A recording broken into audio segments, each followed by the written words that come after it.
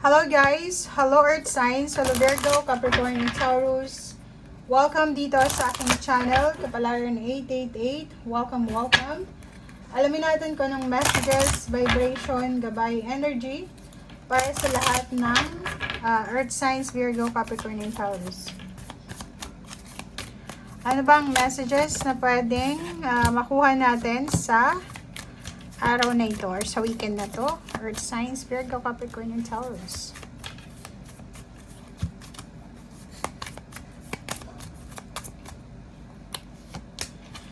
Okay guys, mayroon tayong foundation, mayroon tayo ditong vows, transportation, wars, and battles. Okay, Earth Signs, Virgo, Capricorn, and Taurus. Ikaw ay posibleng on wars and battles. Posibleng may problema ka sa foundation mo. Ang foundation na to is family Family, relationship, ancestors, kadugo, parang ganun. So, posibleng until now, hindi lang sa araw na ito, pero ramdam mo sa araw na ito na may problema ka.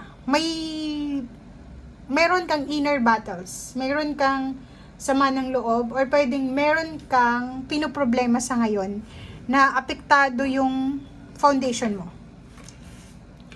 Nakikita ko sa'yo dito na hindi mo alam kasi pwedeng in a relationship ka like may girlfriend, boyfriend, and yung boyfriend mo or girlfriend mo ay posibleng ino-offeran ka ng kasal or parang ino-offeran ka ng kasal pero kailangan mo, 'di ba? Kahit sabihin natin na 21, 22, 23, 24, 30 years old na tayo, kahit na matanda na tayo or nasa edad na, kailangan pa rin natin ng permission or hindi permission, kailangan natin na sabihin 'yon sa foundation natin.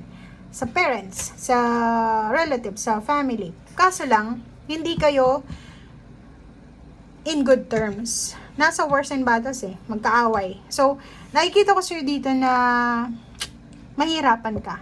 Hindi mo alam kung ano yung gagawin mo dito. Hindi mo alam kung ano yung decision making na posibleng gawin mo. Transportation. Nakikita ko sir dito na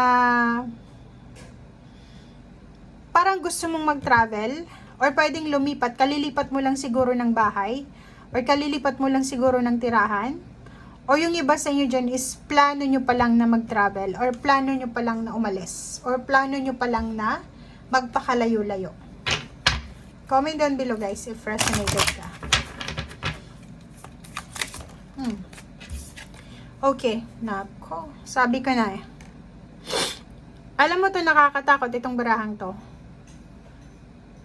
Kasi may foundation dito Parang ang kaaway mo dito is yung elders mo, parents. Naku, nakakatakot yun guys. Sinasabi ng baraha dito, if ever may kaaway ka na pamilya, siguro magkakapatid, okay lang yun kasi a misunderstanding or ano pa man. Pero pag galit na sa'yo yung parents mo, mahirapan ka niyan kasi kung naniniwala kayo, pag galit daw yung parents sa anak, minamalas yung anak.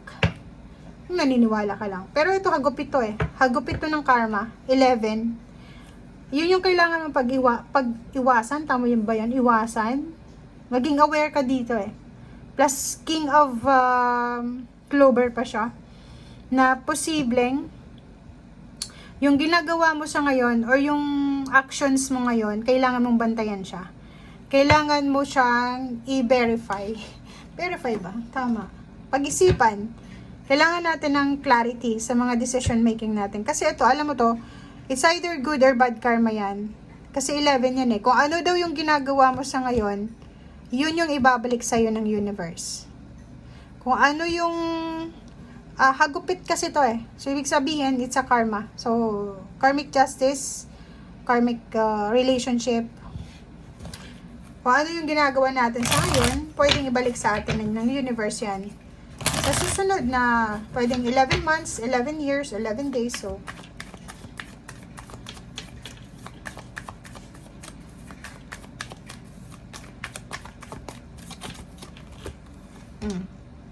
diba? So, it's a confirmation.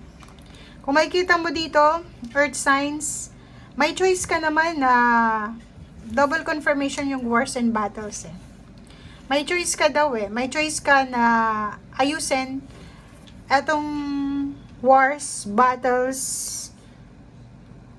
disagreement, competition, pag-aaway. Nasa kamay mo yan eh. Nakikita ko sa'yo dito, ang choices mo mali.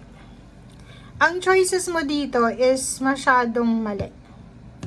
Parang feeling mo, etong taong ito na pinagtatanggol mo sa ngayon is for life na to, na ipagtatanggol ka rin. Pero hindi mo alam, mali yung choice mo.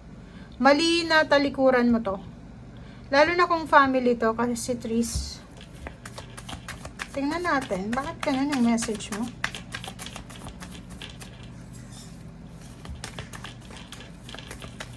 Pwedeng resonated dito yung ano, Capricorn and Taurus. Imposible yung sa Virgo na magkaroon ng kaaway ng pamilya. Okay, so nakikita natin dito earth signs na yun, may mga posibleng oportunidad na pwedeng dumating sa'yo. Kaso lang, yun na nga, pwedeng may humadlang dito. Ang hahadlang dito, yun na nga yung 11. So, kailangan yung decision making mo sa ngayon is tama. 'Di ba? Pag-isipan natin ng mabuti. Pag-isipan mo ng maayos. Kasi kitang-kita dito eh. Etong pagbabagong ginagawa mo sa buhay mo, maganda to para sa'yo. Or pwedeng maganda to para sa pamilya mo or sa kung ano man itong ginagawa mo. Pero, make sure daw na yung balik neto sa atin is hindi bad karma. Kasi ganun eh, 'di ba? May lalo na kung nasa edad na tayo, 18 years old above ang reading natin na to. So, alam natin yung tama at mali, 'di ba? So, may mga taong alam na mali yung ginagawa, pinagpapatuloy pa rin. Pero kung alam mong mali na yung ginagawa mo, para hindi ka hagupitin ng karma, ayusin mo na siya ngayon as soon as possible. Kasi may naka-line up ka dito na success eh. Tingnan mo. Pwede kang makapunta ng ibang bansa. Pwede mong mahawakan yung pera sa future. Pwedeng yung lahat ng plano mo na hindi na tuloy-tuloy or matuloy-tuloy ay matuloy na. Pwede yung recognition, rewards, awards, promotion, salary increase, celebration, positive life, positive relationship. Pwede mo yan makuha in one shoot.